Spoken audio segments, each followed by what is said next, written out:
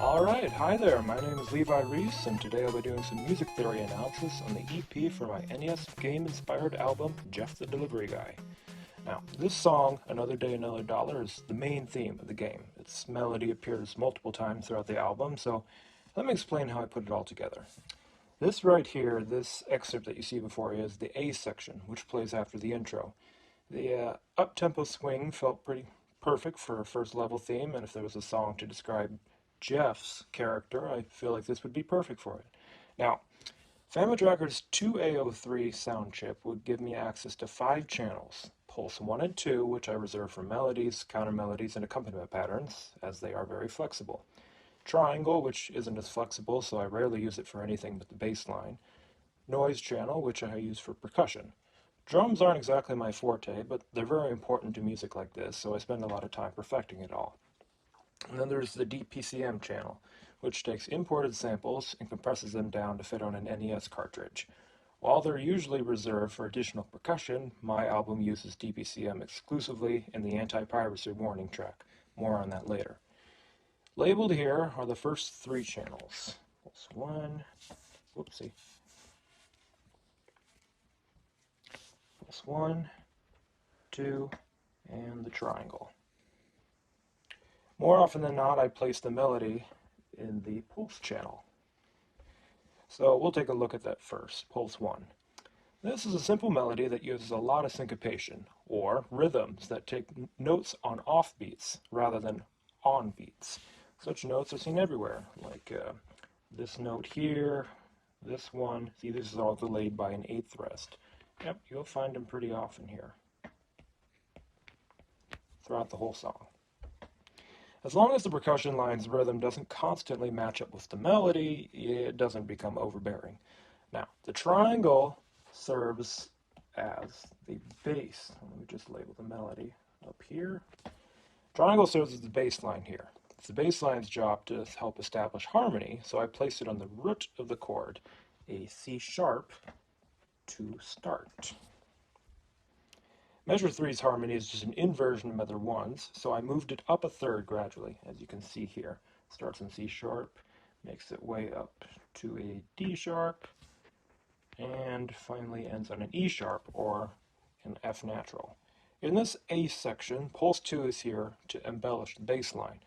Think of it as another inversion. Almost the same as the other one, but bumped up another chord member. In this case, is third. See, it goes C sharp, E sharp, and then finally we'd have G sharp, which is fulfilled up here in the pulse 1. Together with the triangle line, it creates a series of dyads that'll help back up the melody here in pulse 1. Now, I'd like to talk a little bit about the rhythm for a moment here. I use rhythms a lot to establish patterns. You can see measure 3's figure here. So, see here is repeated 2 times more in this 8 measure section. Once here, and another time here. Repetition is key to making a song catchy, and if there's one thing that leaves a lasting impression, it's the main theme. You'll especially hear rhythms repeat over here in pulse 2. You can see this figure comes back, and this whole section down here is just basically repeated. Anyway, that's Another Day, Another Dollar in its purest form, so I'd like to talk about how it appears in other places throughout the album.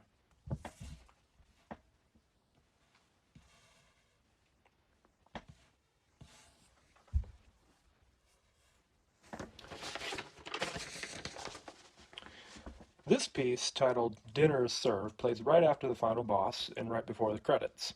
I've cropped a section out of it here to explain how I wrote it.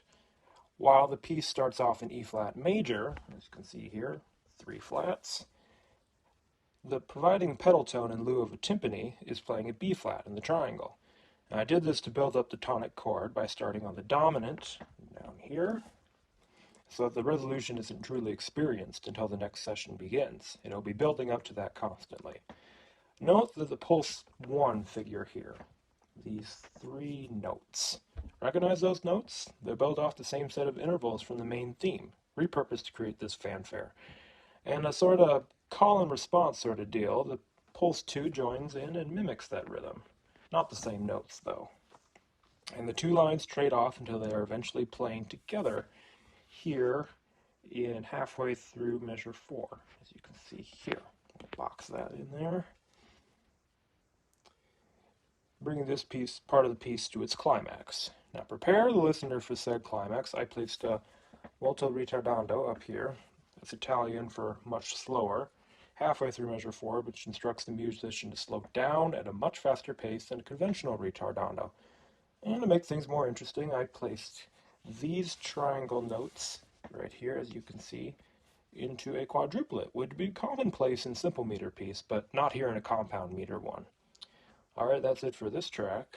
I think lastly I'd like to highlight one more track. Give me a second here.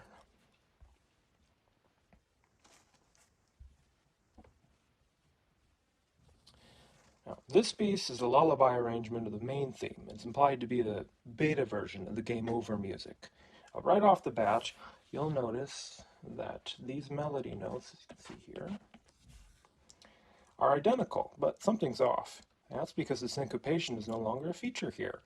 Everything lands on the beat, and the meter is changed from 4/4 to 3/4. And it's almost an entirely new song now, as you can see here. Everything that happens on the beat, well, it's just everything. One sec. This on the beat, and this note, which would usually happen on the offbeat, doesn't happen here. That's how things go for the rest of the song. My idea was to make this sound like a music box melody. So the triangle channel, which has no volume control, is absent here.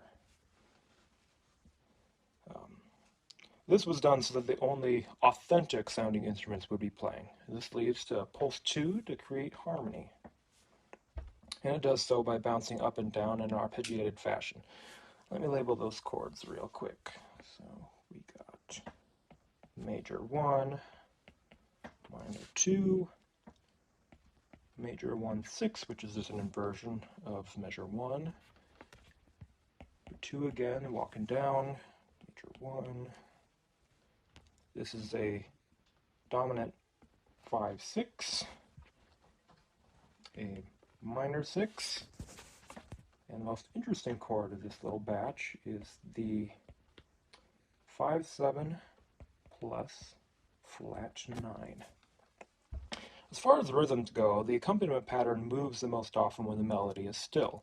These pairs of eighth notes in the melody happen a lot on beat 3, as you can see here and here, which is when the pulse 2 cuts out. As you can see down there, there is nothing playing most of the time. And when the melody sustains on the dotted half, like here, we have the pulse 2 playing for the entire duration of the measure, because why not? And that's all I have for this analysis, so tune in for the next analyses, and make sure to check out Jeff the Delivery Guy when it releases. And you can find Another Day, Another Dollar, the EP for this album, on all streaming services. Thank you, and have a good day.